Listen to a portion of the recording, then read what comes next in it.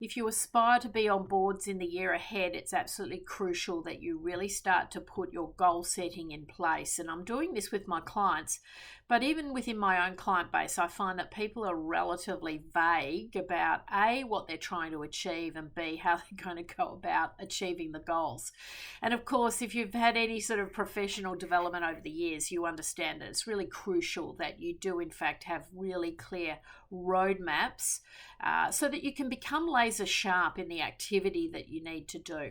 If you're not really clear about the goals, it's really hard to land on board seats, in my opinion, because you can get absolutely lost in the maze of doing all the wrong things. You can apply for the wrong roles, you can be trying to network in the wrong places, you can be trying to do a lot of activity that doesn't actually generate an actual result, which is a meaningful board appointment.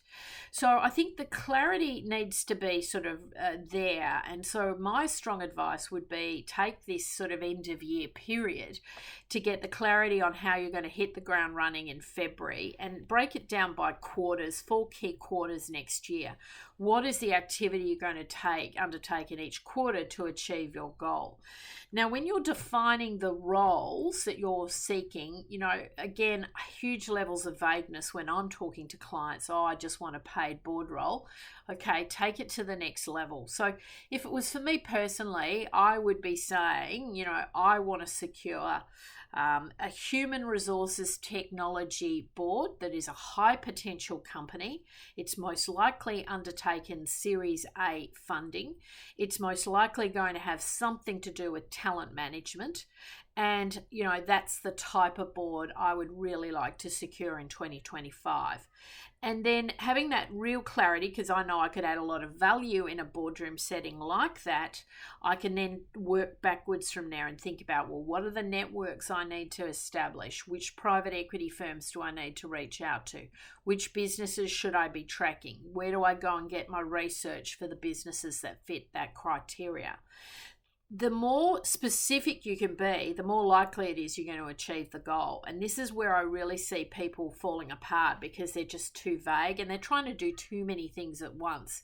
So I often have clients who say, well, I want to be on a not-for-profit and an energy board and a health board, and I could do education as well. Well, forget all of that. Try and zero in on one thing you're trying to do per quarter. And so when I'm working with my clients through my board portfolio programs, we're trying to land on typically a board seat per quarter.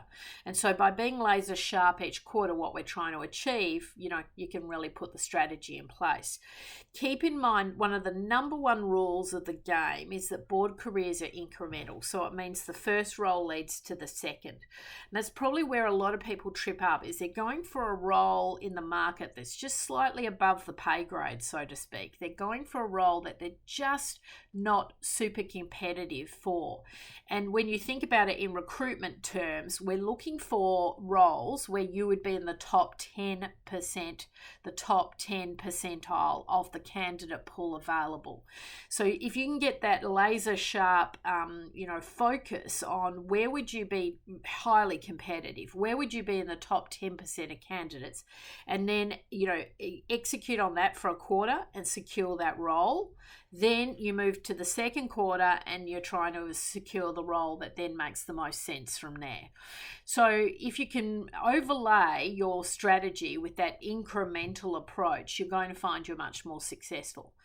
Then you've got to just really, do the hard yards. And this is where, again, a lot of people trip up, is they just don't do the level of activity required quarter on quarter, month on month to secure the roles. And that really means getting, heavily networked with the right people, making the right approaches, creating the thought leadership to attract the attention, etc., etc. So I think goal setting is going to be crucial to success. The competition now is off the charts. There's so many more people that want to do this kind of work.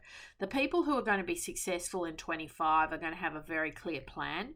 They're going to have a very clear roadmap and an incredible sense of where they genuinely would add the most value so that they can secure those anchor appointments, those stepping stone board seats, which are then going to lead on to higher profile board appointments. So this is a perfect time, I believe, to get the plans right so that you can hit the ground running and get some early wins in that first quarter of 2025.